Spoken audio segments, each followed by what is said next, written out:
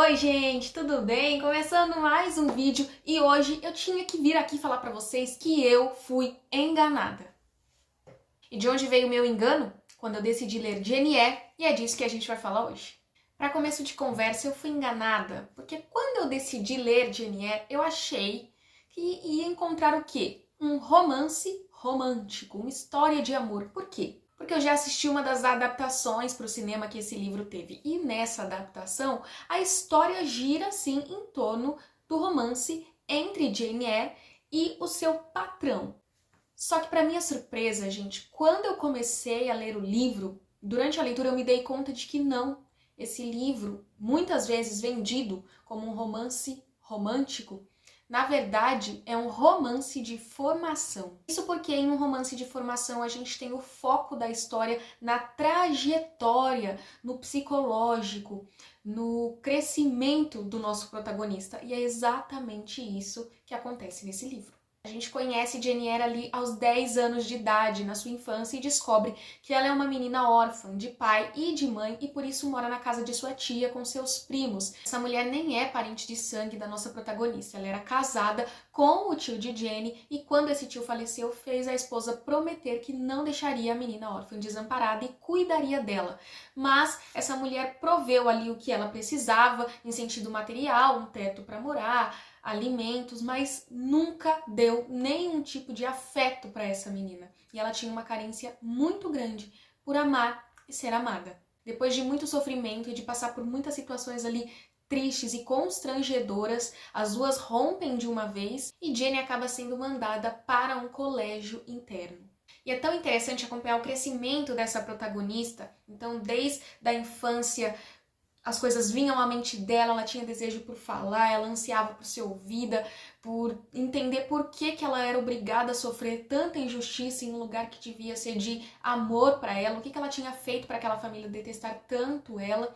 E a gente vai crescendo e vai acompanhando quais são os medos e as inseguranças dessa menina, até que o livro dá um salto no tempo e a gente começa a acompanhar a Jane agora com 17 anos, formada, ela se dedicou aos estudos, se tornou uma pessoa muito inteligente e com uma personalidade peculiar e muito à frente do seu tempo. Ninguém tinha expectativas sobre ela. As próprias expectativas somos nós, os leitores, que colocamos quando conhecemos a personalidade dela. E eu fiquei me perguntando, né? Se as pessoas conhecessem Jane da forma como ela se apresenta e conta pra nós quem ela era, tudo que ela passou na vida, as pessoas com certeza teriam um ponto de vista muito mais otimista sobre ela. Agora, por apenas julgar a aparência, a condição de vida dela, de onde ela veio, tudo que ela passou e já julgar que provavelmente para ela não ser amada pela própria família, quem estava errada era ela e não as outras pessoas, que ela era uma criança ruim, isso fez as pessoas não terem nenhum tipo de julgamento positivo. Pelo contrário, né? Só tem expectativas negativas com respeito a Jane, mas quando a gente conhece essa personagem, a gente entende que ela é muito, muito mais do que isso. Em alguns momentos eu me identifiquei muito com a personagem da Jane, em algumas falas dela, quando, por exemplo, quando ela diz que a inquietação fazia parte da sua natureza, ou então quando ela diz que precisa de ação, e se não encontro, a crio. Ela chega a dizer em um momento que tudo na vida parece real, exceto ela. E é nesse momento do livro, quando Jane decide viver mais, ir atrás dos seus sonhos, se tornar uma pessoa independente, conhecer outras pessoas, outros lugares, que ela acaba aceitando o trabalho de preceptora, que é como se fosse uma acompanhante e professora de alguma criança, onde essa pessoa se muda para a casa da criança e acompanha ela nos estudos ali.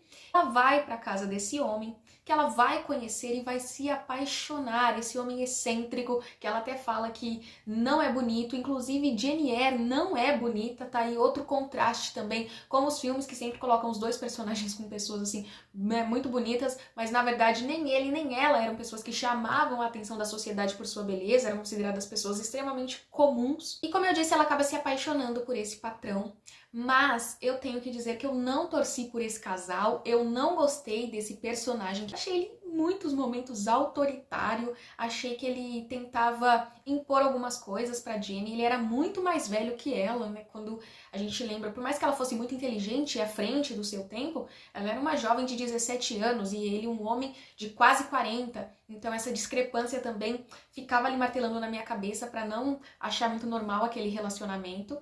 Tem alguns momentos no livro que ele tenta fazer a Jenny se passar como louca, porque ela escuta e percebe coisas ali na casa, e quando ela desabafa com ele, ele diz que ela estava imaginando, foi um delírio de preocupação, de nervoso e não sei o quê, e é tudo coisa da cabeça dela. Mas sobre a história eu não vou falar muito mais, o que acontece com esse casal aí. Diferente de outras protagonistas de livros de romances, Jenny, ela é super decidida com relação àquilo em que ela acredita.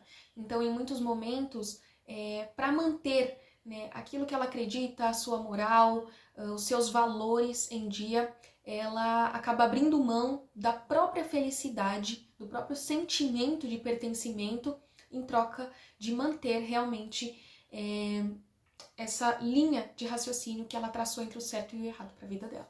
O livro também tem um pouco de suspense, onde coisas estranhas acontecem e a gente demora a entender o que levou aquilo ali, quais são as razões, e quando as coisas se explicam, tudo faz sentido. Tem várias reviravoltas e revelações ao longo da história também, que por mais que seja um livro grande, né, um livro extenso, a história não fica monótona, porque sempre tem algum acontecimento novo, alguma reviravolta na vida da nossa protagonista. E para provar para vocês que realmente o cinema conta a história de Jane Eyre de uma perspectiva diferente do que o livro, eu vou colocar aqui algumas capas de edições de livros da Jane Eyre.